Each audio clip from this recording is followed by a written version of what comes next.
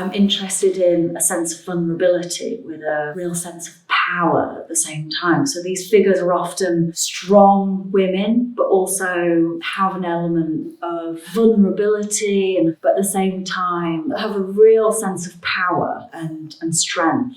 For me, I am always interested in the outsider, somebody on the margins of society. So I'm always drawn to kind of figures that appear to be doing things that are on the margins of society, or perhaps they're kind of slightly strange, outsidery figures, which leads me to rites, rituals, magic, occult, these kind of topics that are present within my work.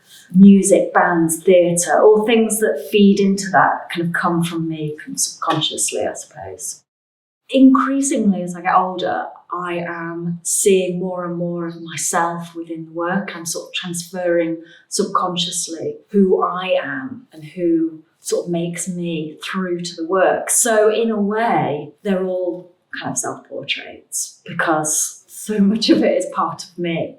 So the edition with King of Magor, I used a painting titled Sock. We decided it'd be a good image to use because the colours are quite sort of saturated on it, and also able to tone down parts of the image in the printing process, which enabled me to hand tint with watercolour on top of the print.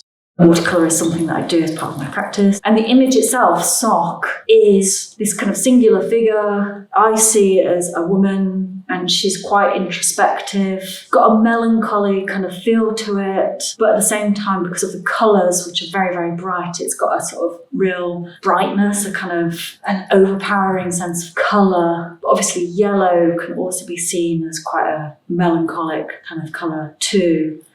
The whole concept of this was decided collaboratively, really great process, loved it. It's a sort of strange, sad yet happy kind of image. And the main focal point of it is this sort of leopard print sock that's peeking out between the clothing, hence the title. And it became like a focal point for the image, in a sea of yellow, this leopard print kind of sock.